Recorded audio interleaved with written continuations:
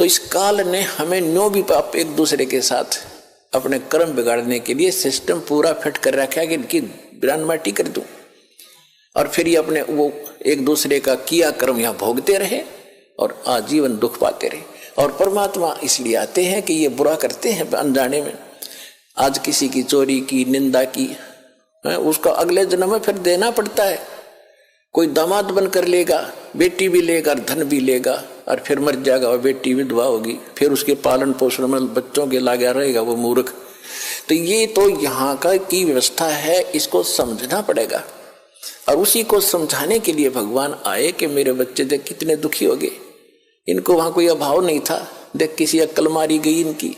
तो जिस माता पिता के बालक बिगड़ जा किसी कारण से भी, उसको चैन नहीं पड़ता जब तक उसकी पार बसाओगे। न सोचेगा ये कभी सुधरे और वापस आ जा, और फिर मैं सीने से लगा लूं, इनको सारी संपत्ति दे दूं, मैंने क्या करना है।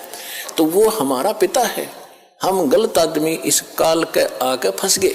ये गंदा आदमी है, ये कति झूठा कपटी, हर तरह से हमें मूर्ख बनाकर यहाँ पर फांस रहा है।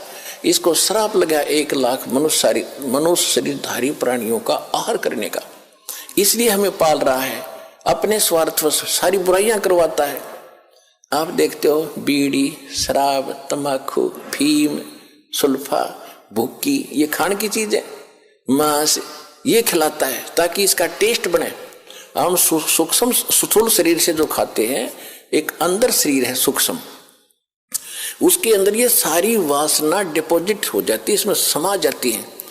कुछ अधिक आहार तो लग जाता है शरीर के पोषण में, स्थूल के शेष जो वासना है उसका टेस्ट होता है, वो अंदर जाता समाता है जीव के माध्यम से, और फिर इनको ये कवर तो ऊपर रह जाता है, यही छोड़ जाते हैं।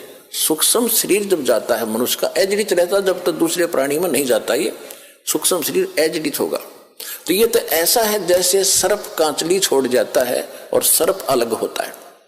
तो हम तो उस कांचली की क्रियाक्रम में लगे रहते हैं यहाँ पर,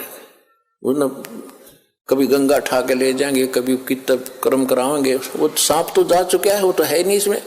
तो उस जीव को फिर तपतशिला पर डालता है, वहां उनको बुरी तरह तड़फाता है। क्योंकि जिसने ज्यादा हुक्का पी रखा है, जिसने ज्यादा शराब पी रखी है, मांस खा रखा है और ज्यादा भूखी पी रखी है, कोई नशीली वस्तु है, कि वो टेस्ट है उसका, उस काल का, मन का, ये मन उसका एजेंट है।